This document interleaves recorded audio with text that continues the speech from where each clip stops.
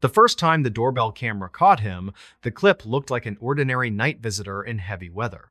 The man stood on the porch under a dim light, hands at his sides, facing the door without moving. He did not press the button, and he did not knock. Yet the motion alert still triggered. Before we begin, tell me, where are you listening from? And what time is it there? Nora Kells watched the recording twice before waking her husband, Dean, who worked early shifts and hated disturbances. Dean squinted at the screen, shrugged, and said it was probably a neighbor checking addresses during the snow. Nora believed him at first because the man did not behave aggressively and the camera quality blurred details. They lived in a small house on the outskirts of a lake town where winter storms arrived hard and stayed long. Their porch faced a narrow street lined with pines, and plows often built high walls along the curb. In early December that year, the snow came late, then arrived all at once during one brutal weekend. The alert came shortly after 2 in the morning, which already felt wrong in a quiet neighborhood like theirs. Nora had gotten up for water and noticed the phone screen glowing with the camera notification on her nightstand. She opened it, expecting a raccoon, and saw a man framed perfectly in the porch view. He wore a dark coat that reached his thighs, with no hat despite the falling snow. His face was pale in the porch light, though not pale in a sick way, more like overexposed camera glare. He looked middle-aged, with a straight posture that made him seem taller than the doorframe behind him. Snow blew across the lens, yet the man remained centered as if the storm avoided him. Nora watched the clip end with him still standing there, then the screen returned to idle. Dean checked the porch through the curtain and saw nothing except drifting snow and their own steps half buried. He told her the man probably moved on once he realized the house was not who he wanted. Nora tried to accept that, but the clip bothered her because there was no visible approach. The motion recording began with him already on the porch, as if he appeared between frames. They forgot about it over the following weeks because work and school schedules consumed their attention. Their daughter Wren turned 9 that winter and needed help with homework and winter clothing. The house stayed warm, the routine stayed normal, and the memory became a story told lightly over dinner. Nora still kept the clip saved, though, because it felt too strange to delete. The next winter, the man returned on the first night of heavy snow, as if he followed the season instead of a calendar. The alert arrived at the same time, a little after 2 in the morning, and Nora woke before the phone even chimed. She opened the app with a sudden certainty, and her stomach tightened when the porch view loaded. The same man stood there again, in the same position, facing the door without moving. This time, Dean watched the clip with her, fully awake within seconds. He asked whether the timestamp was correct, then checked the date and the year on the screen. The app listed the current year, not a replay or a saved file, and the new clip sat beside the old one. Nora placed the 2 recordings side by side and noticed details matching too closely for comfort. The porch light cast the same shadow angle across the railing despite a bulb replacement the previous spring. The man's coat collar sat at the same height, and his hands hung at the same distance from his pockets. Even his stance seemed identical, feet planted as if on marked spots in the boards. Dean said it could be the same person repeating a prank, though the idea made little sense. If it was a prank, it required someone to stand motionless in deep winter weather without pressing the doorbell once. It also required someone to return after a year and time it with the first major snowstorm of the season. Nora felt a different explanation hovering, one she refused to say out loud in front of Wren. Dean tried to sound practical, suggesting they would speak with neighbors and adjust the camera angle. The following day, they asked people on both sides of the street if anyone noticed a man on their porch overnight. No one reported seeing anyone walking the road at that hour, and no one admitted to any joke. A neighbor across the street, older and blunt, suggested it might be someone lost or confused. Nora agreed outwardly, though the stillness in the man's posture did not fit panic or confusion. Dean installed a second camera facing the driveway, hoping to capture any approach route. He also replaced the motion settings with a higher sensitivity, expecting to record the figure earlier. When the next heavy snow arrived weeks later, the porch camera triggered again at 2 in the morning. The man stood in his usual spot, yet the driveway camera showed nothing at all. The driveway view recorded only falling snow and the occasional gust shifting shadows near the mailbox. There was no vehicle, no foot traffic, no shape moving toward the porch from either side. The porch clip began with the man already present, and ended with him still present, then nothing more. Nora watched the snow streaks carefully, hoping to see the man vanish or walk away. The clip never showed a departure. By the third winter, the family anticipated the first appearance like a dreaded holiday tradition. Nora found herself checking forecasts with unusual attention, watching for the first night that would qualify as a real storm. Dean pretended the situation no longer bothered him, but he began locking the storm door earlier each evening. Wren, older now, noticed the tension and asked why her parents kept staring at the porch camera feed. They told her there had been a stranger on the porch in past winters and that they wanted to be careful. Wren asked why they did not call police, and Dean answered that there was no crime to report.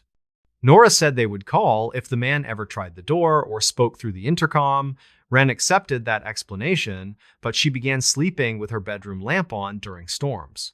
That winter, the man returned again. On the first night, snow fell thick enough to hide the street line. The alert came at 2:13 in the morning, matching the minute from previous years within a narrow margin. Nora sat up and opened the app, her hands cold even under blankets. The porch light revealed the same face, the same coat, the same unmoving posture. The camera audio captured only wind and a faint low hum that might have been electrical noise. Dean went downstairs and stood behind the door, listening for any sound from outside besides weather. He heard nothing, yet the camera feed showed the man clearly, breathless and still in the cold. Dean spoke through the door without opening it, asking what the man wanted and whether he needed help. The man did not respond, and he did not even shift his head toward the speaker. Dean tried the intercom feature next, which sent a chime and a two-way voice channel through the doorbell system. The chime rang from the outdoor speaker sharp against the storm, and the microphone activated. Nora watched the man's face closely, expecting a flinch or a change in expression. Nothing changed, and the man did not speak, as if the sound never reached him. After 10 minutes, the motion alert ended, and the camera returned to idle recording.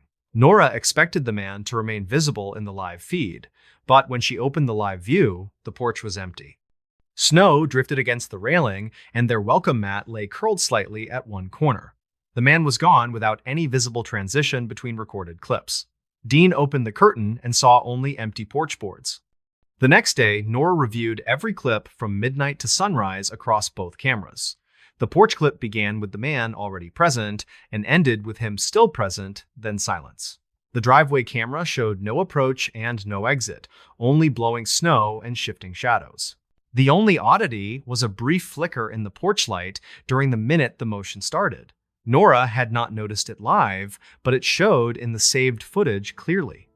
She researched the camera model, reading about infrared glitches and temperature-related sensor problems. She tried to convince herself it could be a software artifact, a corrupted frame repeated year after year. Yet the timestamps were new each season, and the files had unique data sizes. Dean suggested they upgrade the system entirely, removing any chance of old footage replaying. Nora agreed, though part of her feared that a clearer image would make the truth harder. They installed a new doorbell camera with higher resolution and better night vision before the fourth winter began. Dean also mounted a floodlight camera above the garage, covering the porch from a second angle. Nora tested both systems repeatedly, making sure they recorded instantly with motion. When the first snowstorm arrived, she waited with a knot in her stomach for the inevitable alert. It came at 2:11 in the morning, 2 minutes earlier than last year. The new camera showed the man more clearly than she ever wanted. His coat looked old-fashioned, with a stiff collar and a texture like heavy wool. His face appeared smooth in a strange way, not youthful, more like softened features in harsh lighting. His eyes reflected the infrared glow without the normal sparkle of moist pupils. Nora zoomed in and felt her heart drop when she saw his lips were slightly parted, yet no breath cloud formed. The floodlight camera triggered at the same moment, and its angle revealed the porch boards under his feet. There were no footprints in the snow near the steps, and the snow on the walkway looked untouched. The man stood as if placed there, feet aligned with the same porch plank seam. The floodlight brightened briefly, then settled, and the man remained perfectly still. Dean watched beside Nora, his jaw tight, saying nothing. That morning, Dean drove to the county records office and requested old property maps for their neighborhood. Nora did not know why at first, then realized he was searching for any past event tied to their address. The clerk, bored and helpful, printed a brief history showing the house had been rebuilt after a fire decades earlier. The note listed a winter date and a male name associated with the old structure. Dean brought the paper home and laid it on the table without speaking. The name on the record was Calvin Mare, and the date matched the winter month when the first camera appearance happened. Nora looked up the name in the public obituary archive and found a short entry from the same decade. The photograph showed a man in a dark coat standing outside a cabin, face slightly blurred from old print quality. Nora stared at the photo until her eyes hurt, because the shape of the jaw and the spacing of the eyes matched what the camera showed on her porch. Dean tried to explain it as coincidence, but his voice sounded thin when he said it. Nora asked why the man would appear at their rebuilt house at the same hour on the first storm each winter. Dean had no answer that stayed steady. Wren listened from the hallway, quiet and pale, absorbing more than they wanted her to hear. Nora sent her upstairs, then sat with Dean and made a choice. They would not open the door, but they would speak to him again, clearly and calmly, to see whether anything changed. The next storm arrived 2 weeks later, though it was lighter and arrived earlier in the night. At 2:12, the alert chimed, and the man stood on the porch again, unchanged by the year or the cold. Nora activated the intercom and asked his name in a steady voice. For several seconds, there was only wind hiss and the faint hum of the camera system. Then the man moved, not a full step, but a slow tilt of his head toward the speaker. The motion was so small that Dean doubted it happened until Nora replayed it frame by frame. The man's mouth opened slightly wider, and the speaker crackled as if the microphone caught something distant. A sound emerged that resembled a name, low and warped, like a word spoken through thick cloth. Dean leaned close to the phone and asked what he wanted. The man did not answer with words, but he raised one hand a few inches, then lowered it again. The gesture looked like a half attempt to knock, stopped before contact, as if he remembered a rule he could not break. Nora felt tears prick her eyes from fear rather than sadness. She asked whether he was looking for his cabin, and the man's head tilted again, slower. The cameras flickered for a brief second, then resumed. In that second, the man's outline blurred, and the porch light dimmed as if power dropped. When the image stabilized, the man stood in the same position again, hand down, face forward. The clip ended minutes later with no movement. When Nora opened the live feed after the alert ended, the porch was empty again. After that night, the family changed their habits in small ways. Dean kept the porch light on all night during winter, though it raised the electric bill. Nora placed salt along the steps and photographed the pattern each evening, hoping to detect any disturbance. Wren stopped looking at the porch during storms and kept her curtains closed.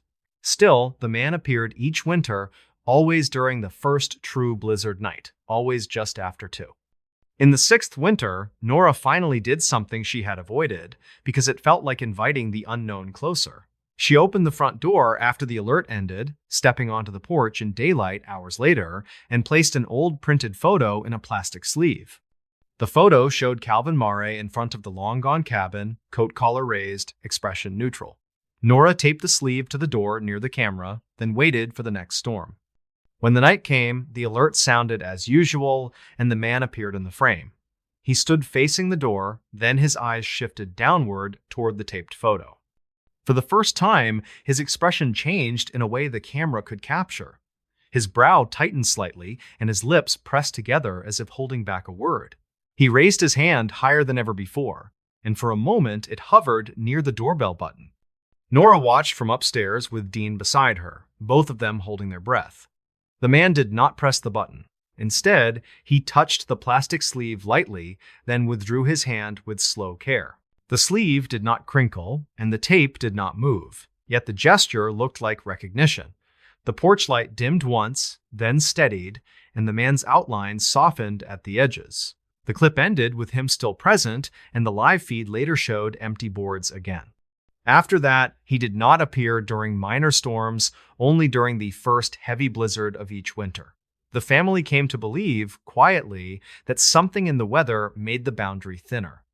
Nora never said the word ghost, yet she began thinking of the man as trapped in a routine tied to the old cabin that burned. Dean stopped trying to dismiss it with technical explanations. Wren grew older and learned to live with the idea that not every visitor belonged to the living. On the 9th winter, the county experienced a record cold snap, and the storm arrived with unusual pressure changes. The alert came at 2:10, and the man appeared, as always, coat dark against the pale porch.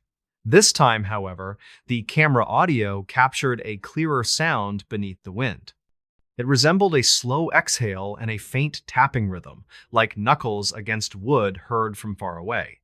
Nora felt her chest tighten as she listened, because the rhythm sounded like a restrained knock.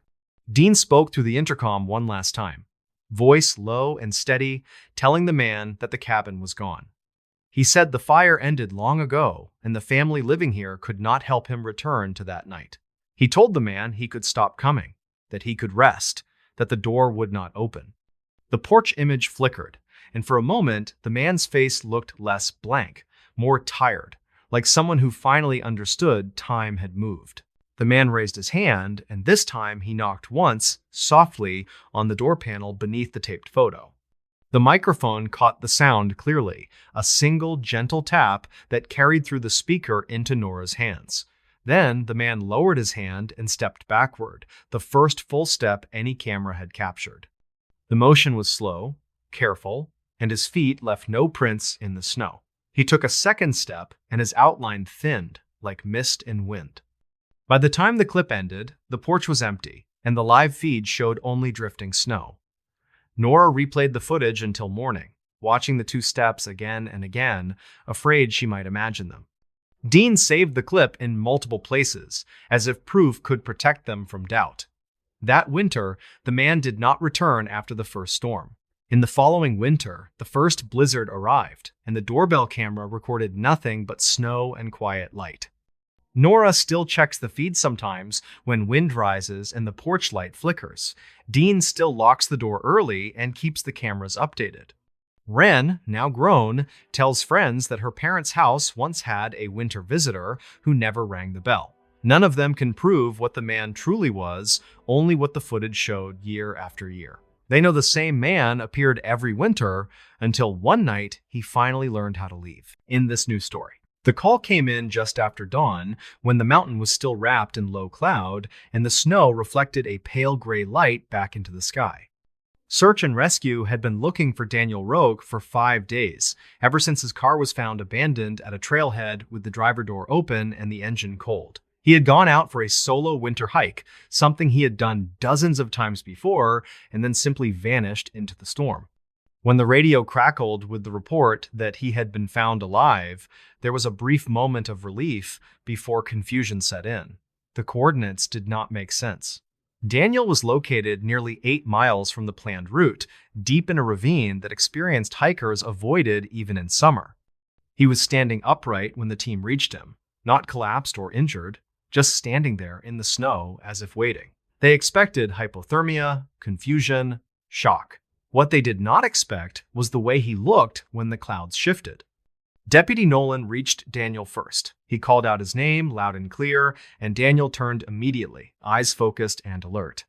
His face was pale and drawn, beard stiff with frost, but he responded appropriately to questions. He knew his name. He knew how long he had been missing. He knew where he thought he was supposed to be. He said he had been walking the entire time. Nolan helped him toward the trail, guiding him into clearer light as the fog thinned. That was when one of the volunteers stopped walking. She stared at the ground, then at Daniel, then at the ground again.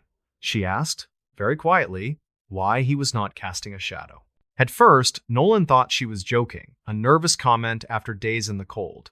Then he looked down. The sun had broken through the cloud cover just enough to cast long shadows across the snow.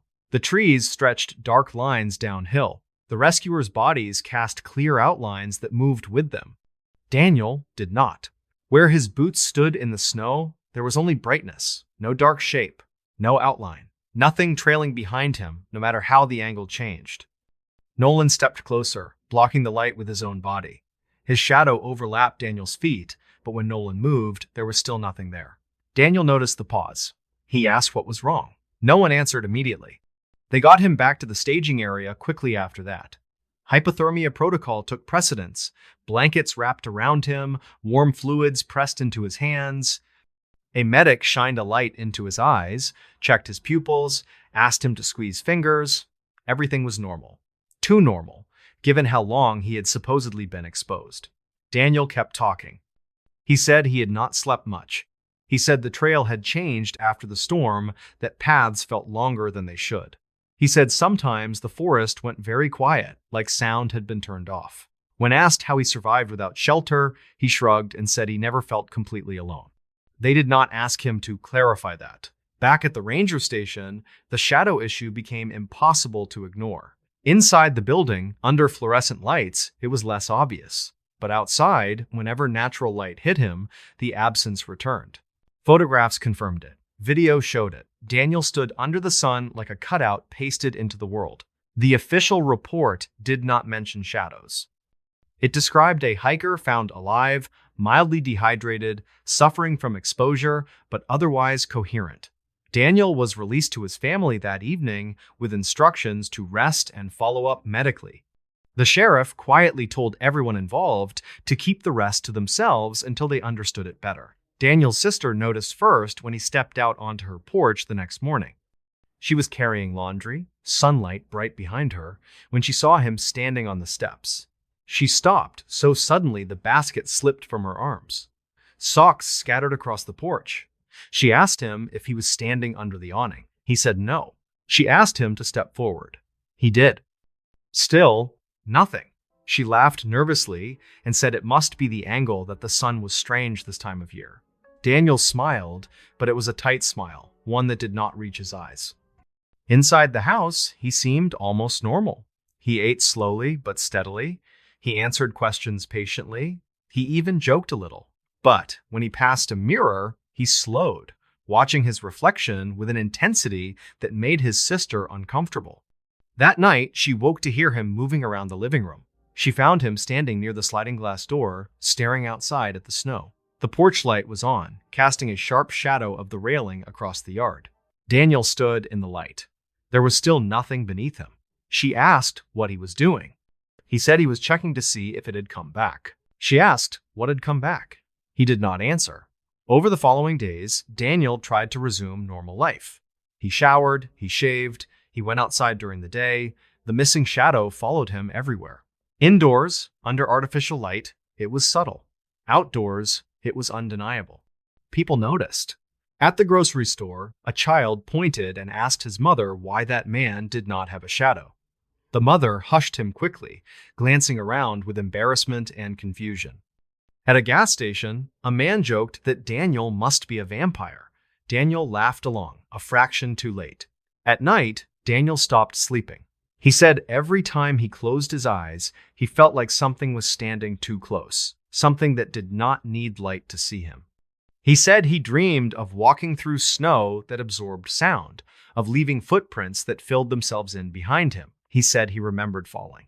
Not slipping, not collapsing, but falling straight down into darkness that smelled like earth and cold stone. He remembered landing somewhere that did not echo. He remembered standing up and realizing the ground did not reflect him properly. He told his sister that something else had been down there with him. Not an animal, not a person, something that noticed him because he still had a shadow. She told him to stop talking like that. A week later, Daniel agreed to see a doctor. The physician ran tests, ordered scans, suggested stress-induced dissociation, trauma response, lingering hypothermia effects. None of it explained the physical absence that cameras continued to record. The doctor suggested therapy. That night, Daniel went back to the trailhead alone. His sister only realized he was gone when she found his boots missing from the entryway. She drove to the ranger station in a panic, convinced he was going to hurt himself. Search teams mobilized again, faster this time, anger mixed with fear. They found his footprints leading into the forest. Only one set. No shadow in the moonlight, but the footprints were there, pressing deep into fresh snow. They followed them for miles, farther than before, until they reached the ravine where he had been found the first time. At the edge, the footprints stopped. Not faded, not scattered. They simply ended, toes pointed toward empty air. Daniel was never found again. Months later, hikers began reporting something strange in that ravine. On clear days, they said they could see a human-shaped darkness moving against the rock face, detached from anything solid. It moved slowly, deliberately, as if searching. Rangers closed the trail. The official explanation cited erosion risk. Locals told a different story. They said the mountain sometimes took pieces of people, not their bodies, but the parts that proved they belonged to the light. They said if you stayed too long in the quiet places, something might decide you were more useful and complete.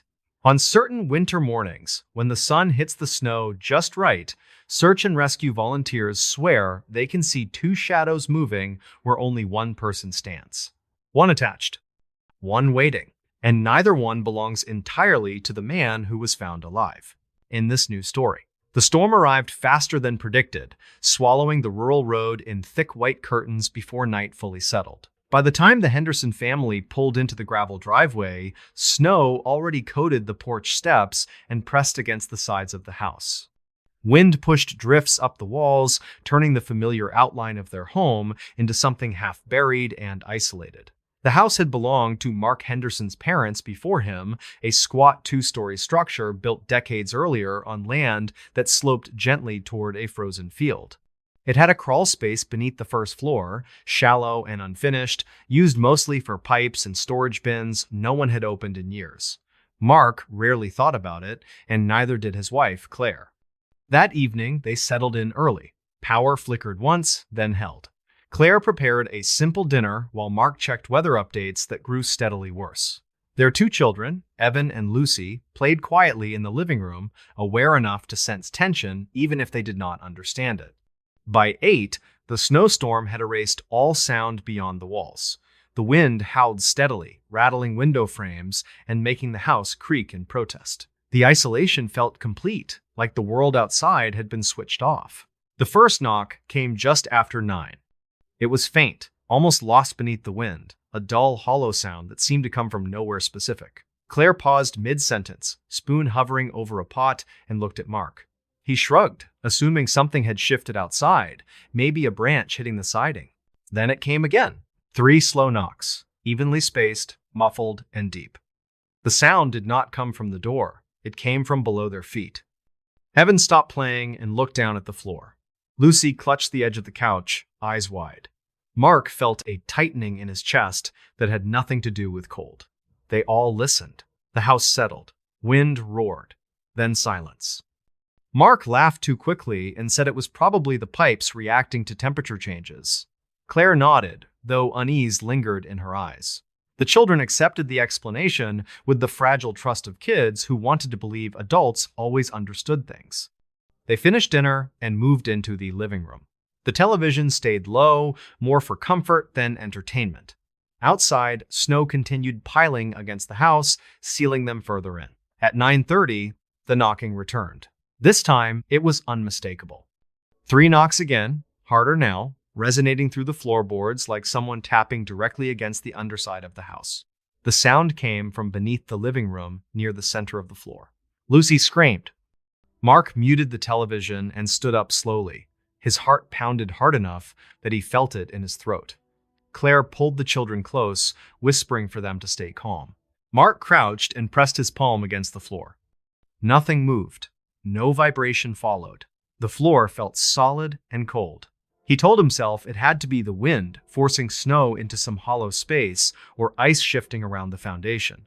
The crawl space was old, poorly insulated, full of echoes. Sound could travel strangely in storms like this. Still, the rhythm bothered him. It sounded deliberate. Mark went to the back door and opened it just enough to feel the wind slam against him.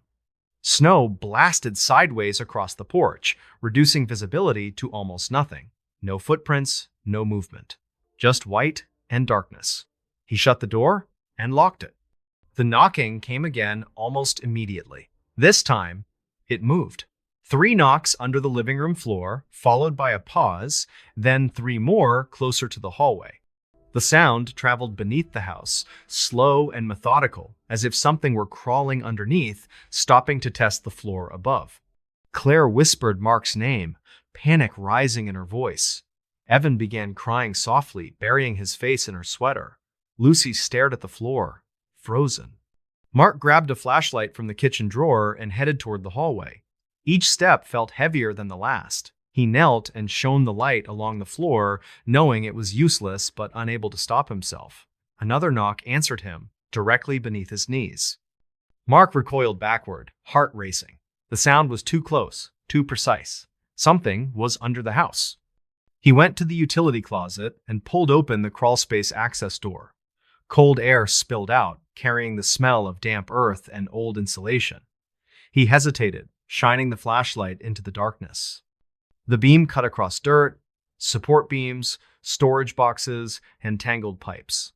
Everything looked exactly as it always had. Then the knocking came again, from inside the crawlspace. 3 knocks against the underside of the floor, close enough that dust drifted down from the beams. Mark slammed the access door shut and locked it, hands shaking. Claire demanded they call someone. Mark reached for his phone and felt his stomach drop. No signal. The storm had knocked out service completely. The landline crackled uselessly when he tried it. Another knock came, harder now, directly beneath the hallway. Then another. The rhythm changed. Instead of 3 evenly spaced knocks, the sound became irregular, faster, closer together, impatient. Lucy began screaming again. Claire held both children tightly, tears streaming down her face as she begged Mark to do something. The knocking stopped. For several long seconds, there was only the sound of wind and the children's sobs. Mark stood in the center of the hallway, flashlight clenched in his fist, waiting for the next sound. It came from beneath the kitchen. A scraping noise, slow and dragging, followed by a single knock. Then another scrape. Whatever was under the house was moving toward the warmest part of it. Mark backed toward the living room, herding his family with him. He told them to stay together, to stay quiet. His voice sounded distant to his own ears. The floor beneath the kitchen began to tremble slightly. Dust shook loose from the ceiling. Cabinets rattled. Then came a voice. It was muffled and distorted, as if filtered through dirt and wood, but unmistakably human. A man's voice, low and strained, calling out words that blended together under the house. "Help me." Claire sobbed openly now. Evan covered his ears. Lucy shook uncontrollably. Mark shouted back, asking who was there, how they got under the house. The voice answered, closer now, directly beneath the kitchen table. "I'm cold. Please let me in."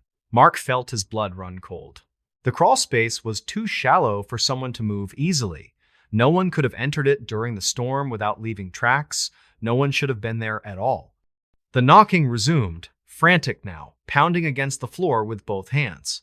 The voice cried out again, louder, more desperate, begging to be let inside before the snow buried him. Mark realized with horror that the voice was wrong. The words were human, but the cadence was off. The pauses between phrases did not match breathing. The tone stayed flat, repeating desperation without changing, like something mimicking fear. The floor, near the crawlspace access door, bowed slightly upward. Claire screamed for Mark not to open anything. He did not intend to. Every instinct told him that whatever was beneath them did not belong inside the house. The pounding grew violent, shaking dishes loose from shelves. The children cried hysterically as the floorboards creaked and strained. Then, as suddenly as it began, everything stopped. No knocking, no voice, no movement, only the storm. Minutes passed, then more. The silence felt heavier than the noise had. Mark did not move. He waited, counting seconds in his head, afraid that any sound from them would bring it back. Eventually, exhaustion overtook terror. The children fell asleep in Claire's arms, drained from fear. Mark stayed awake until dawn, sitting against the door with the flashlight and a fireplace poker clenched in his hands. When morning came, the storm had passed. Snow lay deep and untouched around the house. The world outside looked peaceful, innocent, as if nothing had happened. Mark went outside first, carefully circling the house. There were no footprints, no disturbed snow, no sign anyone had been there. He opened the crawlspace door in daylight. Inside, the dirt floor was churned up, marked with deep grooves that looked like handprints dragging through soil. The underside of the floorboards bore fresh scratches, long and uneven, as if something had clawed at them in frustration. There was no sign of a person, no clothing, no tools, no body, just disturbed earth and silence. They moved out of the house before the next winter. The new owners never reported anything unusual, though they did replace the flooring in the kitchen within the first year. Sometimes, on nights when snow falls heavily and the wind sounds just right, Mark still wakes suddenly, convinced he hears knocking. Not at the door, but beneath his feet in this new story. The snowman appeared sometime during the night, positioned in the narrow clearing between the back fence and the line of pine trees bordering the property. Mark noticed it first just after dawn, standing at the kitchen counter waiting for the coffee maker to finish. His eyes caught on a pale vertical shape outside the sliding glass door, something that broke the smooth pattern of untouched snow in the yard. It stood taller than most snowmen, built with unusual precision, its rounded sections stacked evenly as if measured. The head was smooth and slightly elongated, not lopsided or playful like something made by children in a hurry. For a moment, Mark felt a flicker of amusement. A late-night prank, he thought, probably teenagers wandering after the storm. He called Aaron into the kitchen and pointed it out casually, already turning back to his mug. Their dog reacted instantly. Luca, a medium-sized rescue they had adopted years earlier, froze near the door, body rigid, ears pinned back. A low growl rolled out of his chest, deep and sustained, nothing like the warning barks he gave at delivery trucks. His eyes were locked on the snowman, unblinking, pupils wide. Aaron stepped closer, confused, and said Luca's name softly. The growl turned into sharp, frantic barking as Luca lunged at the glass, slamming his front paws against it hard enough to make the door rattle. Aaron jumped back in surprise while Mark grabbed the dog's collar to pull him away. The snowman did not move. Luca continued barking even after being dragged into the living room, his body trembling, claws scraping the floor as he strained to face the yard again. Aaron tried calming him with treats and gentle commands, but Luca ignored everything, eyes still fixed on the door as if something outside might suddenly charge in. Mark frowned, his earlier amusement fading. Luca had never behaved like this before, not even during thunderstorms or when unfamiliar people approached the house. He told himself dogs sometimes reacted strangely to unfamiliar shapes, especially after heavy snowfall that altered familiar landmarks. Still, the intensity unsettled him. Through the glass, the snowman stood facing the house directly. Someone had used small, dark stones for eyes and long branches for arms. One arm extended slightly forward, the other angled downward, giving it an unbalanced posture that felt less playful the longer Mark looked at it. There was no scarf, no hat, no decoration meant to make it friendly. It looked unfinished. By mid-morning, Luca's barking had reduced to a constant low growl, but he refused to leave the area near the door. He paced back and forth, stopping every few seconds to stare at the snowman, lips pulled back just enough to show his teeth. Aaron closed the curtains partway to block the view, but Luca continued reacting as if the figure were still visible. Mark tried to distract himself with work emails, though his eyes kept drifting back to the window. Around noon, he noticed something that made his stomach tighten. The snowman was closer. At first, he thought it was a trick of perspective. Snowbanks shift subtly as light changes, and the clearing slope made distances deceptive. Still, the space between the snowman and the fence looked smaller than before. Mark put on boots and a coat and stepped outside despite Luca's frantic protests. The cold bit immediately. Mark walked to the fence line and measured the distance from where the snowman stood to the trees. It was shorter than it should have been. The snowman now stood several feet closer to the house than where he clearly remembered seeing it earlier. There were no footprints. The snow between the original spot and its current position was smooth and untouched, the surface unbroken except for wind-carved ripples. No drag marks, no compressed paths. Nothing to suggest the snowman had been moved.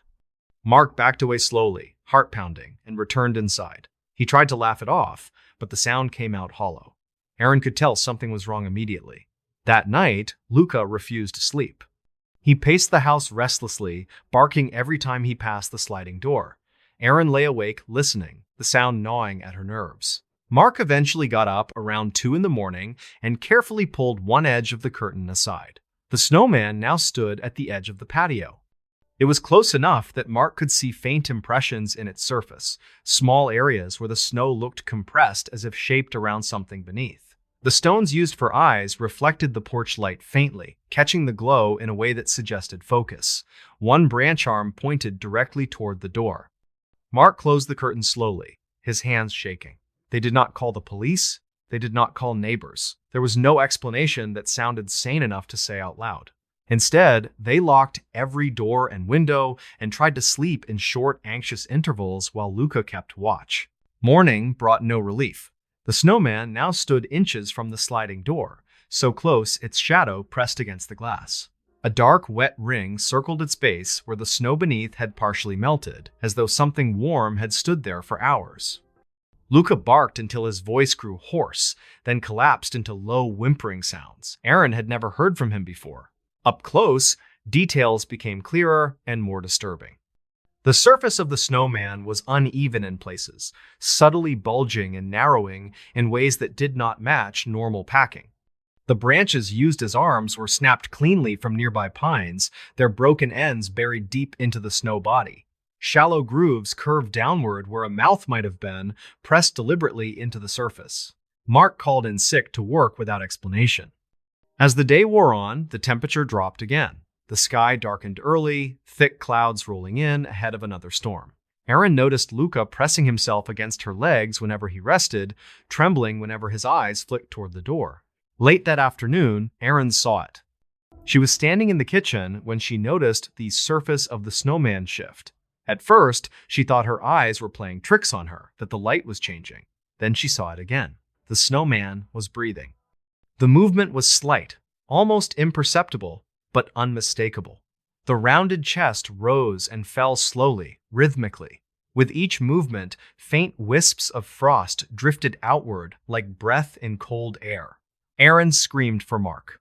By the time he reached the door, the movement had stopped. The snowman stood perfectly still again, silent and massive. Mark grabbed a shovel from the mudroom, his jaw tight, ready to destroy whatever nightmare stood outside. Aaron stopped him. She begged him not to open the door, her voice shaking as she described what she had seen. Mark wanted to argue, to cling to action, but fear rooted him in place. He lowered the shovel slowly, every instinct screaming that stepping outside would be a mistake. Night fell quickly. The power went out just after sunset, plunging the house into darkness, broken only by flashlight beams and distant lightning flashes behind the trees. Outside, the snowman loomed inches from the glass, its outline visible in stark contrast whenever lightning lit the yard. Luca hid under the dining table, trembling violently. He barked only when the snowman moved. They heard it before they saw it. A slow scraping sound carried through the glass, the sound of compacted snow shifting against concrete. The snowman rotated gradually, impossibly, turning its body toward the center of the door. One branch arm lifted, snow cascading from it in small, silent falls. The glass fogged as something warm pressed against it from outside. Then came the knocking. It was slow and deliberate. One knock, a long pause, another knock. Aaron covered her mouth to keep from screaming. Mark stood frozen, flashlight beam shaking in his hand. Luca barked once, then went silent, eyes wide, body locked. A shape pressed against the glass, smearing frost away. For a brief, horrifying moment, Mark saw something beneath the snow surface. Pale, stretched skin. A suggestion of a face pressed outward, features blurred as if the cold had only barely held them together. The knocking stopped. The snowman collapsed inward, its structure failing all at once. Branches clattered onto the patio as the snow sloughed away.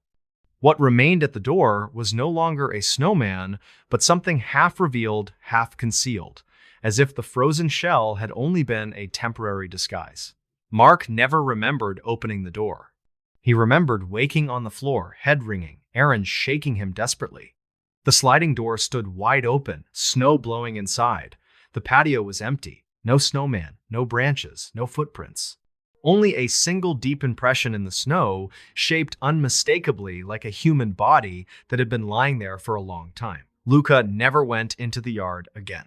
They moved before winter ended, abandoning the house with snow still piled high against the fence. The new owners never mentioned anything unusual, only that their dog refused to go near the back clearing. Sometimes, during heavy snowfall, Aaron still dreams of a figure standing just beyond the glass, waiting patiently.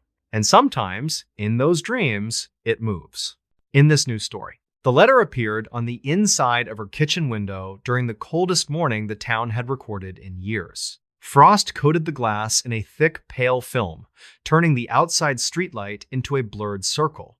Mara Levinson pulled the curtain aside to check the snowfall, then stopped as her breath caught sharply. Words sat in the frost, written backward so they read correctly only from inside the kitchen. The letters were smooth and careful, shaped with the steady pressure of a finger against ice. They spelled her full name with a precision that made her stomach tighten. Mara Levinson. Under her name, a second line curved downward, thinner where the frost began to soften near the window frame. Do not leave the house tonight. If you do, you will not come back. The warning felt too direct to dismiss as coincidence, and too personal to be a prank. Mara leaned closer, studying the strokes like a proofreader examining a signature. Each letter had the same slight slant she used when she wrote quickly on envelopes. The spacing matched her habit of leaving narrow gaps between words. Even the way the final period sat heavy at the end looked familiar. For several seconds, she stood perfectly still, listening for a sound outside the house. The heater clicked and resumed its low cycle, pushing warm air through old vents. Somewhere in the walls, plumbing settled with a faint tick. Nothing else moved, and the silence made the message feel even louder. Her first instinct was to check the exterior of the window. She grabbed her coat from the back of a chair, shoved her feet into boots, and stepped into the brittle air. Snow squeaked under her weight, sharp and dry, while the sky held a washed-out pre-dawn color. She rounded the side of the house and approached the kitchen window from outside. The glass looked smooth, coated only in a thin, natural frost pattern. No smears, no finger lines, no scratches, nothing suggesting anyone had touched it. The yard showed no footprints near the wall, only wind-brushed ripples across untouched snow. Mara returned inside, heart beating harder now. The words were still there, crisp and undisturbed, like they had been printed rather than traced. She raised her hand and hovered her fingertips near the message without touching it. The frost looked thick enough to hold the imprint of a nail, yet it remained perfectly intact. She took her phone from the counter and snapped several photos, changing angles to catch glare. Every image captured the writing clearly, each letter bright against the frosted background. She zoomed in until the pixels broke apart, searching for distortions that might reveal a trick. The lines remained clean, as though the message belonged to the glass itself. Below the warning, a final line had formed, thinner and already melting near the bottom edge. I know you will try to understand. Please trust me instead. The words made her feel strangely exposed, as if someone knew the exact way her mind worked. Mara lived alone in a small rental house at the edge of town, a place most people passed without noticing. She worked remotely as a technical editor, spending her days correcting other people's sentences with quiet patience. Her routine was strict, built to keep her steady after a series of life changes she rarely discussed. This message did not fit anywhere inside that carefully maintained order. She rushed to find paper and a pen, afraid the message would vanish with the rising sun. The kitchen warmed slowly as the heater fought the night's cold, and the frost began to thin in irregular patches. Mara copied every word in her own handwriting, then copied them again, trying to preserve the shapes exactly. Within minutes, the letters on the glass softened into streaks, then disappeared entirely. The window returned to ordinary transparency, reflecting her face back at her with a faint, ghostly distortion. Mara stood there, holding the paper, staring at the blank pane, feeling foolish and frightened at the same time. She spent the morning trying to explain it away with rational language. A temperature anomaly could create patterns that looked like writing, especially to a tired mind searching for meaning. A neighbor might have written something on the outside that later transferred through condensation, though the outside glass showed nothing. A dream could have overlapped waking perception, leaving her convinced she saw something that never existed. Yet the photos remained on her phone, unchanged and precise. They were proof that the message had been real in a way her mind could not rewrite. Mara opened the photos again and again, checking that the letters remained stable. Each time she looked, she felt the same sharp recognition of her own style. By afternoon, the cold outside deepened again, and a thin new frost started creeping along the lower edges of the windows. Mara kept the curtains open, watching for any new pattern, half expecting the message to return. She told herself she would call someone for reassurance, but she did not know who would believe her without pity. The first person she considered was her friend Elise, who lived across town and worked as a nurse. Elise had seen enough strange behavior in patients to suspect a medical explanation, which Mara feared more than a paranormal one. Mara imagined Elise suggesting stress, sleep deprivation, or some emerging episode that would require evaluation. The idea made her stomach twist. Mara made tea instead and sat at her kitchen table, staring at the paper where she had copied the message. "Do not leave the house tonight. If you do, you will not come back." She repeated the warning silently, trying to test how it felt in her mouth, like a phrase from a bad movie. The words refused to lose their weight. As daylight faded, the temperature dropped again with sudden speed. Frost returned to the windows in fine branching lines, thicker than before. Mara turned on every lamp in the house, filling corners with warm light, as if brightness could make logic return. She checked each lock twice, then checked them again. At 4 in the afternoon, she stepped into the bathroom and turned on the shower to warm herself. Steam filled the room quickly, fogging the mirror until it became a milky blur. Mara wiped a clear circle with her palm, then froze as letters emerged along the edge of the fog. They were written backward, appearing as the condensation settled. "You are going to think this is a prank. It is not." The words had the same careful slope, the same spacing, the same pressure of invisible hands.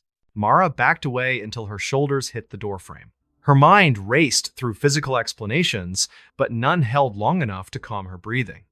A hidden marker could appear through steam, yet the mirror was clean and she lived alone. A scratch pattern could reveal itself under fog, yet the letters were too smooth and complete. The message looked freshly written, as if the steam simply revealed what had been placed there moments earlier. Mara wiped the mirror with a towel, and the letters vanished immediately. She stared at the blank glass, heart pounding, as the shower continued running behind her. She turned off the water, wrapped herself in a robe, and left the bathroom with damp hair and shaking hands. Now, there were 2 messages, both anticipating her doubts. The sense of being observed tightened around her thoughts like cold thread.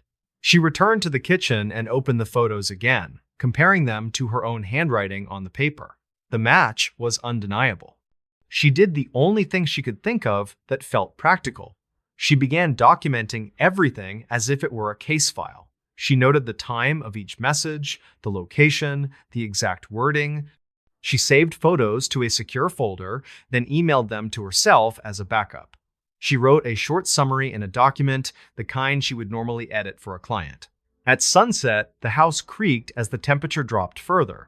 Wind rose and pushed snow against the siding in soft thumps.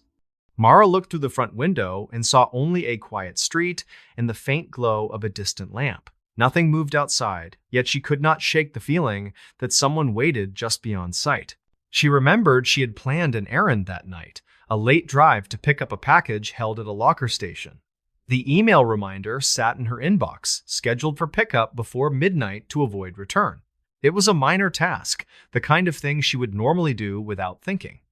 The warning on the window suddenly had a shape that fit her life.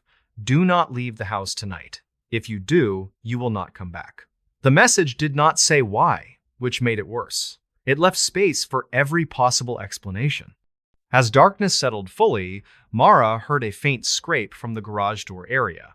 She moved toward it slowly, holding her breath, then realized the sound was ice shifting along the metal track. Even ordinary noises felt threatening now, transformed by her heightened attention. She returned to the kitchen and sat down again, forcing herself to breathe. At 9, she checked her phone settings and turned the ringer off entirely. She placed the phone face down on the table and told herself she would not look at it. Within minutes, she looked anyway, unable to stop herself. The screen remained dark. At 10:30, she walked into the garage to take out trash, then stopped when she saw her car windshield. A thin layer of ice had formed on the inside, an impossible detail in a closed garage that was not that cold. Written across the ice in reversed letters was another message. "You will get a call tonight. You must not answer it." Mara sank onto the cold concrete, back against the wall, staring at the words until her eyes ached. The messages were not random warnings anymore. They described specific events, and the specificity felt like a trap. She thought of her phone lying face down in the kitchen, silent and waiting. She forced herself to stand, grabbed the trash bag without taking her eyes off the windshield, and returned inside. She locked the door between the garage and the kitchen, then slid a chair against it, though she knew the gesture was symbolic. She looked around her living room as if searching for hidden speakers, cameras, any sign of intrusion. The house offered only ordinary clutter and familiar shadows. At 11, Mara poured water into a glass and watched her hand shake. She tried to call Elise, then stopped before pressing the button. If the messages were real, involving someone else could pull them into danger. If the messages were not real, calling someone would confirm she was losing control. Either path felt wrong. At 11:30, she set a kettle on the stove, but forgot to turn it on. She sat again and stared at the clock, watching the minute hand crawl. Her body held tension like a held breath. Every time the heater clicked, she jumped. At 11:45, she stood at the kitchen window and looked out at her driveway. Snow lay smooth, unbroken, reflecting the porch light faintly. She imagined herself putting on boots, grabbing keys, and stepping outside toward her car. She imagined the engine turning over, the tires crunching through snow, the road empty and dark. At 11:47, she stayed inside. The minute passed without any obvious change, yet Mara felt as if she had crossed a line. She did not feel relief, only a deeper fear that the event she avoided might still reach for her through another door. She walked into her bedroom and sat on the edge of the bed, fully clothed, lights on, waiting. Just after midnight, the landline rang. Mara stared at it from the hallway, frozen. She barely used that number, and only a few services still had it. The ringing sounded too loud for the quiet house, like an alarm rather than a call. She remembered the message on the car windshield and did not move. The ringing stopped after several seconds. Almost immediately, her phone buzzed once against the table, a single vibration like a small pulse. She resisted looking at it. She waited until her breathing steadied, then forced herself to glance. A missed call notification sat on the screen from an unknown number. She felt a cold wave move through her chest. The message on the windshield had been correct. The call had come, and she had not answered. Mara walked to the kitchen window, expecting nothing, and found new writing forming in thin frost along the lower edge. "Thank you for not answering." The words were faint, yet readable, as if the writer used less ice this time. Mara pressed her palm to her mouth and began to cry silently, overwhelmed by the idea that her actions were being monitored in real time. She did not wipe the window. She watched the letters until they faded naturally as warm air rose from the vent below. The gratitude felt more frightening than the warnings. It implied the writer cared, and that care suggested a history between them. Mara sat at the table and opened her laptop, searching for any record of similar events. She typed phrases about ice riding, condensation messages, time warnings. The results were useless, full of folklore and unreliable stories. She shut the laptop with sudden anger, then immediately regretted the noise. Near 1 in the morning, frost thickened again, spreading across the bedroom window in branching veins. Mara lay on her bed without sleeping, staring at the glass. She told herself that if another message appeared, she would demand an explanation. She would not accept riddles anymore.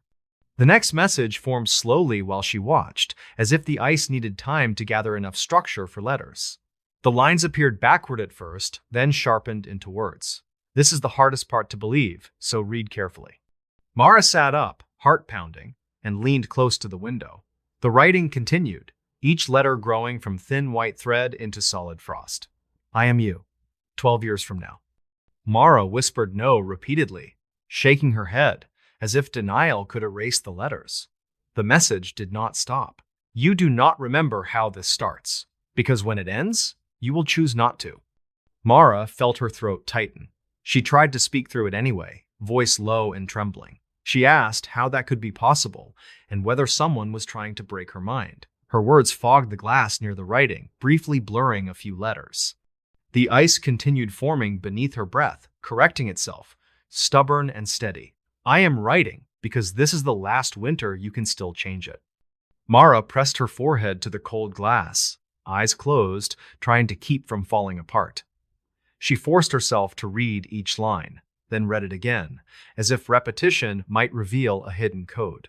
What happens tonight? She whispered, though the time had already passed. The response appeared almost immediately, the ice thickening where the letters would be. Tonight, you were supposed to leave at 11:47. You were supposed to drive. You were supposed to die. The words struck her like a physical impact. Mara pulled back from the window, breath coming in short, painful bursts. She thought of the route to the locker station, a stretch of road that curved along a riverbank and iced over easily. She thought of headlights, black ice, the sudden loss of control. The scenario felt too plausible, which made it worse. Why? She whispered, barely able to form the word. Because I did not listen. The next line formed slowly, as if it required effort. I tried to outthink it. I tried to force a different outcome. I survived, but not intact. Mara stared at the words survived, then at not intact, and felt terror shift into something heavier. Survival was not comfort if it came with damage. The idea that she could become a future version of herself, shaped by trauma, made her feel trapped in a narrow corridor. This is the only version where I am allowed to warn you. Allowed by what? Mara thought. But her voice could not form the question. The ice answered something close to it anyway. There are rules. There are lines. Some things push back when you try to change them. Mara felt her pulse in her fingertips. She wanted to call someone, to hear a living voice that belonged to ordinary time. Yet the earlier warning about the call made her hesitate. She could not know which voices were safe now. The letters continued forming, thinner than before, as if the frost were struggling against rising warmth from inside the room. If you stay inside tonight, the first crack never happens. Mara swallowed hard, reading the line twice. If you leave, you become me. The final words formed, then began to fade at the edges almost immediately. Mara reached for her phone and took photos through trembling hands, afraid the message would vanish and take the only explanation with it. She captured each line, then took more, adjusting angles to preserve clarity. Within minutes, the frost thinned and the letters softened into pale smears. The window returned to a simple pattern of cold and light. Mara sat back against the wall and stared into the quiet room, feeling both spared and hunted. She did not sleep at all that night. She watched the clock until morning, expecting something else to happen, some punishment for refusing the path described. Nothing came. The house remained ordinary. The street outside remained empty. The world moved forward as if no one had written her fate in ice.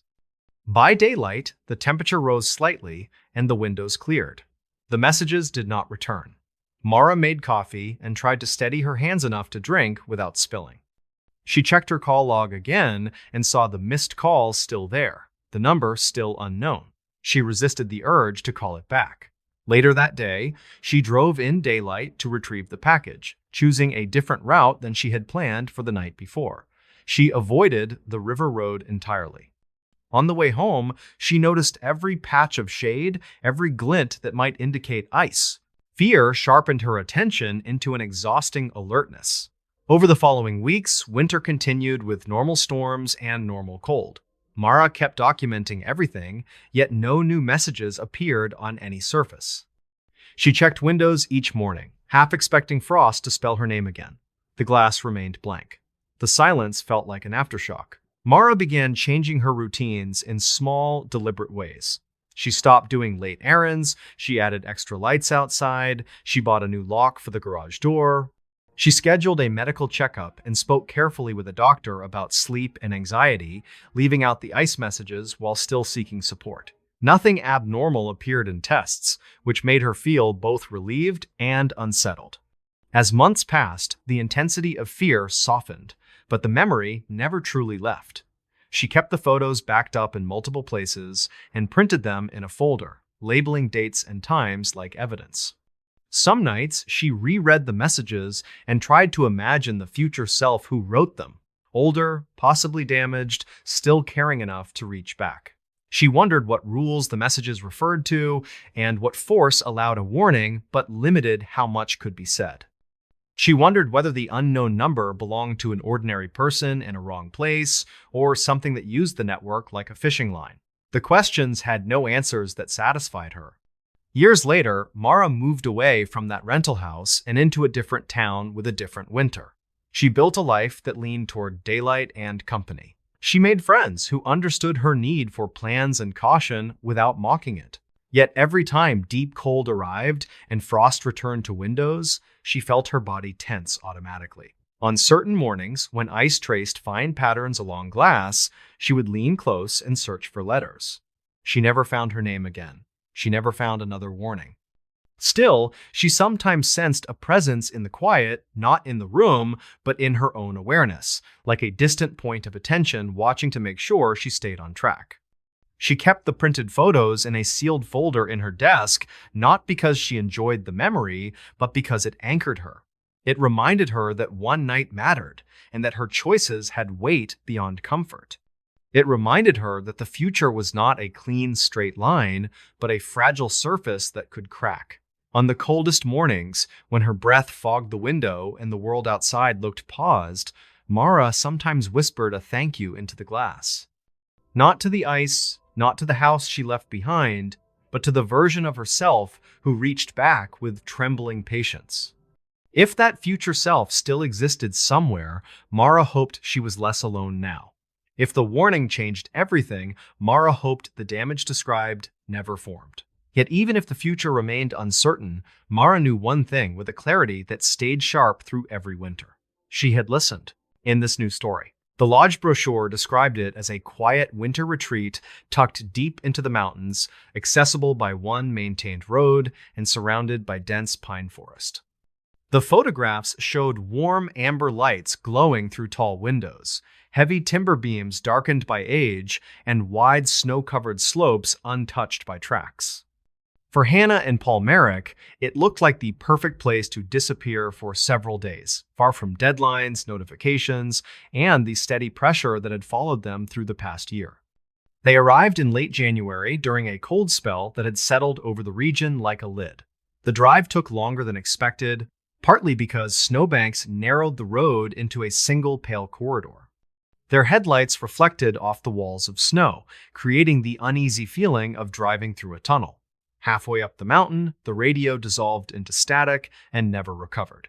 Paul joked that it felt like driving off the map, though Hannah noticed he stopped joking after a while. The lodge appeared suddenly around a bend, emerging from falling snow as though it had been waiting. Every window glowed with steady yellow light, and smoke rose straight from the chimney into the dark sky. A wooden sign stood near the entrance, its carved letters rimmed with ice. Hannah felt a physical sense of relief at the sight of it, the kind that comes when shelter finally appears after a long exposure to cold. Inside, the air smelled of pine resin, old wood, and heat soaked into stone. A large fireplace dominated the main room, flames cracking softly. Several guests sat scattered across couches and chairs, some reading, others staring into the fire. Their voices were low, measured, as if the building encouraged quiet. A woman behind the front desk looked up and smiled, her expression calm and professional in a way that felt slightly rehearsed. She welcomed them by name without checking identification, then handed Paul a heavy brass key attached to a wooden tag. Hannah noticed there was no computer on the desk, only a large leather-bound book open to a marked page. The pages were filled with neat, handwritten names, each paired with room numbers and dates written in the same careful script. Paul signed their names where indicated. As Hannah leaned closer, a faint unease settled in her chest. The handwriting around their entry looked old-fashioned, formal in a way she associated with archival documents rather than modern guest logs. Some dates were decades apart, yet none of the names were crossed out or marked as checked out. Their room sat on the second floor at the end of a long hallway. The floorboards creaked softly underfoot, the sound echoing farther than expected. Their room was warm and comfortable, with thick blankets, a small fireplace, and a window facing the forest. Snow clung to the glass, muting the outside world. Everything looked exactly like the brochure, which reassured Paul more than it reassured Hannah. That evening, they joined the other guests for dinner in the dining room. A long wooden table held simple food, served family style, soups and bread steaming gently in the cool air. Conversation remained polite, but oddly shallow. No one mentioned where they were from or how long they planned to stay. When Hannah asked a man across from her whether he came up often, he smiled faintly and said only that he had been there before. Paul dismissed the strangeness later, suggesting people came here to escape personal details. Hannah wanted to believe that, but the rhythm of the evening felt wrong. The guests seemed attentive yet distant, present without engaging. No phones appeared on the table. No one checked the time. When dinner ended, everyone rose quietly and drifted away without exchanging goodnights. That night, Hannah woke briefly to the sound of the lodge settling. Wind brushed the windows, and somewhere below, she thought she heard slow footsteps crossing the lobby. When she checked the time, it was just before 3 in the morning. Paul slept heavily beside her. She lay awake for a long time afterward, listening, until the sounds faded into silence. The next morning, snow fell thick and steady. Breakfast was laid out early, and the same guests from the night before appeared again, seated in the same places, wearing the same clothes. Hannah noticed none of them seemed to have changed outfits. The detail felt petty, yet it lingered in her thoughts. She asked the woman at the front desk whether many guests extended their stays. The woman smiled and said guests stayed as long as they needed. The answer sounded practiced. Hannah glanced again at the guest book and noticed some names appeared multiple times across the pages, written years apart, always assigned to the same rooms. She pointed this out to Paul upstairs. He frowned and suggested the book simply recorded repeat visitors. Hannah tried to accept that explanation, but the dates unsettled her. Some entries stretched back decades without any departure noted. The handwriting never changed, never aged. Later that afternoon, Paul went outside to take photographs while Hannah stayed by the fireplace. As she read, she overheard 2 older guests speaking quietly nearby. One said winter here never truly ended, that the lodge existed outside normal seasons. The other nodded as though this was obvious. When Hannah looked up, they fell silent and smiled politely. That evening, curiosity overcame politeness. Hannah asked if she could look more closely at the guest book, explaining she loved old ledgers. The woman hesitated briefly, then slid the book toward her. As Hannah turned the pages, her unease deepened. Names repeated across decades with no checkout dates. Some stays spanned multiple winters. One name appeared continuously for nearly 60 years. Paul leaned over her shoulder and froze when he recognized a surname. It belonged to his grandfather, who had vanished during a winter storm long before Paul was born. The date beside the name matched the winter of the disappearance, a family story never fully explained. Paul felt his chest tighten as he traced the ink. Hannah looked up and realized the lobby had gone unnaturally quiet. The other guests sat motionless, their attention subtly focused on the desk. Paul asked what kind of lodge this was. The woman closed the book gently and said it was a place for people who lost their way during winter, where time slowed enough for rest. Hannah asked whether guests ever left. The woman said some did when they remembered where they were going. Others stayed because leaving felt harder. Snow intensified outside, pressing against the windows until the forest disappeared. Paul squeezed Hannah's hand and said they needed to leave. The woman did not stop them, only mentioned that the roads sometimes vanished overnight. They hurried upstairs. Along the hallway, Hannah noticed doors slightly open. Inside, she glimpsed outdated clothing, old suitcases, and personal items coated in dust rather than snow. Each room felt preserved, like a paused moment from a different decade. Back in their room, Hannah checked the window. Their car sat outside, already half buried. Snow fell fast enough to erase tracks. Panic settled heavy in her chest. That night, neither of them slept. Voices drifted through the lodge at irregular intervals, low and indistinct, like conversations carried through walls. At one point, Hannah was certain someone stood outside their door, breathing slowly. Paul listened too, heart pounding, yet the handle never turned. Just before dawn, the sounds stopped. Morning light revealed a calm landscape. The storm had eased, and the road lay visible again, freshly plowed. They packed quickly and went downstairs. The lobby stood empty. No guests, no fire. The front desk was unattended, and the guest book was gone. Only their car keys rested neatly on the counter. They left without speaking. Weeks later, Hannah searched online for the lodge. The website no longer existed. The address led to an undeveloped stretch of forest.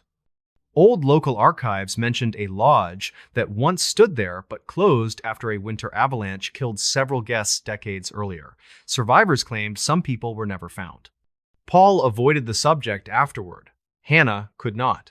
Every winter, when snow fell heavy and silence deepened, she thought about the guest list and the names that never checked out. Sometimes she wondered whether the lodge still waited in the mountains, lights glowing steadily, pages filling patiently, ready for travelers who lost their way and stayed just a little too long. In this new story, the winter that changed everything arrived earlier than anyone expected, sealing the ground before most people finished preparing for it. Snow fell hard for 2 straight days, then stopped, leaving the town locked beneath a crust of white and ice. When the temperature dropped further, the soil froze solid, turning yards and gardens into unyielding slabs. It was during that winter that Marcus Elrow began noticing small things out of place around his property. Marcus was 42, divorced, and lived alone in a modest house at the edge of town. He worked as a warehouse supervisor, steady hours, predictable routine, the kind of life that rarely produced surprises. Behind his house sat a narrow garden where he grew vegetables every summer, more out of habit than need. By winter, it usually lay abandoned, soil packed down, and forgotten until spring. The first strange detail appeared one morning when Marcus went outside to clear snow from the back steps. He noticed a shallow depression near the center of the garden bed, barely visible under frost. At first, he assumed it was caused by uneven settling, maybe a spot where the soil compacted more than the rest after heavy rain in autumn. He kicked snow over it and thought nothing more of it. A week later, the depression had returned.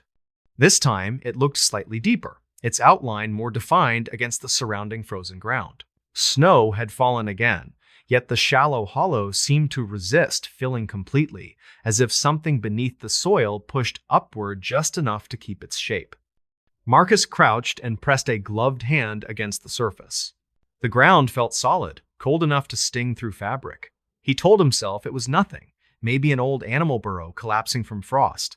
Still, the sight lingered in his mind longer than it should have. That night, as wind rattled the siding and ice ticked against the windows, Marcus dreamed of digging, of metal scraping against frozen earth, of something hard buried where it did not belong. Over the following days, he noticed other oddities. His back gate stood open one morning despite being latched the night before. Snow showed no clear footprints leading through it, only wind-sculpted drifts and smooth surfaces. Inside the house, small items seemed slightly misplaced. His keys sat on the wrong side of the counter. A chair at the kitchen table stood angled differently than he remembered. Each explanation felt reasonable on its own: fatigue, distraction, memory slipping under the weight of routine. Marcus dismissed the thoughts because accepting them meant entertaining something stranger. He focused on work, on long shifts and paperwork, on the comfort of predictability. Then his wallet went missing. Marcus noticed it late one evening when he reached for it out of habit before leaving the house. The spot on the entry table where it always sat lay empty. He searched the usual places first: jacket pockets, bedroom dresser, the console in his car. He retraced his steps mentally through the day, remembering paying for coffee, signing a delivery receipt, driving home. The wallet did not appear. He spent the next hour checking every room, opening drawers, shaking out coats, even looking inside the trash bin. Nothing. The absence bothered him more than it should have, because he was meticulous about personal items. Losing something like that did not fit his habits. The following morning, he canceled his cards and filed a routine report, expecting the wallet would turn up under a seat or behind a cabinet. Yet a strange unease followed him throughout the day, an awareness that something familiar had shifted slightly out of alignment. That evening, when he returned home, he noticed the depression in the garden again. It had grown larger. The shape now resembled a shallow oval, about the length of his forearm, its edges cracked where the frost fractured outward. Snow lay thin over it, refusing to settle evenly. Marcus stood at the back door longer than necessary, staring at the garden as dusk crept in and shadows stretched across the yard. A thought surfaced then, unwanted and sharp. What if something had been placed there? The idea felt absurd. No one had reason to dig in his frozen garden, and the ground was too hard for casual disturbance. Still, the shape looked deliberate in a way that unsettled him. It did not resemble random settling. It resembled a space made for something specific. That night, Marcus slept poorly. He woke several times, convinced he heard movement outside, the faint scrape of metal against earth, though each time he checked the yard, lay silent and unchanged. By morning, exhaustion pressed heavily on him, but so did resolve. He decided to dig. It was a foolish idea, he knew. The ground was frozen, the effort likely pointless. Yet, the thought of leaving the garden untouched felt worse. After work, he pulled on heavy gloves and retrieved an old spade from the shed. The metal rang sharply when he struck the frozen soil, vibrations traveling up his arms. He worked slowly, breaking through the crust inch by inch. Each impact echoed in the quiet yard, louder than expected. Beneath the surface, the soil resisted stubbornly, clinging to the blade in icy clumps. Marcus breathed hard, sweat cooling instantly against his skin despite the cold. After several minutes, the spade struck something that was not earth. The sound changed abruptly, dull and hollow instead of sharp. Marcus froze, heart thudding. He cleared snow away with his hands and chipped carefully around the spot. Dark material emerged beneath the ice, smooth and artificial against the rough soil. It was leather. His breath caught as recognition settled slowly into disbelief. He dug faster now, ignoring the cold biting into his fingers. The object revealed itself, inch by inch, wedged firmly into the frozen ground, as if pressed there deliberately. It was his wallet. The same worn leather, the same faded crease along one corner, the same small scratch near the fold he had made years earlier. Marcus stared at it, mind refusing to accept the evidence in front of him. He lifted it free with shaking hands. The wallet was intact. He opened it instinctively. Inside were his cards, his identification, his old grocery receipts. Nothing was missing. Everything sat exactly as it had the last time he remembered holding it. Except for one thing. The wallet was cold. Not the surface cold of an object left outdoors briefly, but the deep, penetrating cold of something that had been buried and frozen for days. Marcus stood there, breath fogging, unable to move. The garden lay silent around him, the hole dark and empty now that the object had been removed. He backed away slowly and returned inside, locking the door behind him. He placed the wallet on the kitchen table and stared at it for a long time, waiting for some rational explanation to surface. None came. That night, he did not sleep at all. He replayed every possible scenario: theft and return, prank, sleepwalking, memory gaps. Each explanation collapsed under scrutiny. No footprints, no signs of entry, no logical reason for the wallet to be buried in his own garden beneath frozen soil. Over the next days, Marcus became acutely aware of time itself. Hours felt uneven. Some mornings he woke convinced he had dreamed entire conversations that later seemed half-remembered. Once, he found mud under his fingernails despite not leaving the house the previous evening. He began checking the garden obsessively. Each morning before work, he scanned the soil, looking for new disturbances. Sometimes he found nothing. Other times, faint impressions appeared near the hole he had refilled, as though something beneath shifted restlessly, adjusting to an absence. One evening, driven by a need he could not name, Marcus returned to the garden with the spade. He dug again, expanding the hole carefully, deeper this time. The frozen soil gave way slowly, revealing darker layers below. At the bottom, several inches down, he found something else. A scrap of fabric. He pulled it free and recognized it instantly as part of a jacket lining, the same jacket he had thrown away years earlier after tearing it badly at work. He remembered discarding it, remembered placing it in the trash himself. Yet here it was, buried. As Marcus uncovered more, the truth began forming in pieces too heavy to deny. Objects from his life, all lost or discarded at different times, lay layered beneath his garden. Old keys. A cracked phone case. A watch he had assumed stolen years ago. Each item rested carefully, as if placed intentionally rather than dumped. The deeper he dug, the colder the air felt around him. At the lowest point his spade could reach, he struck something large and unyielding. Panic flared, sharp and sudden. He scraped soil away and uncovered a smooth, curved surface, pale beneath the dirt. It was not an object. It was bone. Marcus stumbled backward, heart hammering. The shape was unmistakable. Human. He dropped the spade and ran inside, nausea rising fast. He locked the door, pressed his back against it, and tried to breathe. Hours passed before he gathered the courage to think clearly. Eventually, trembling, he called the authorities. When officers arrived, they examined the site carefully, their expressions tightening with each discovery. Excavation confirmed what Marcus already feared. A body lay buried beneath his garden. Dental records later identified the remains as Marcus Elro. The same name, the same age, the same scars documented in medical files. The explanation given was cautious and clinical, involving identity confusion and unresolved missing person reports from years earlier. Officials suggested Marcus had suffered a dissociative episode, that the body belonged to someone else with similar records, that stress could fracture perception. Marcus listened, nodded, signed papers. Yet, as weeks passed, he noticed subtle changes no one else could explain. His reflection sometimes lagged a fraction behind his movement. His wallet felt heavier in his pocket than before. And on certain mornings, when frost settled thick over the yard, he saw the soil above the garden sink slightly, as though making room. Now, every winter, Marcus avoids the backyard entirely. He keeps his belongings close, checks his pockets often, and never digs into frozen ground again. Because deep down, beneath explanations and reports, he understands something the soil tried to tell him. Something else lived here once. And it is still making space.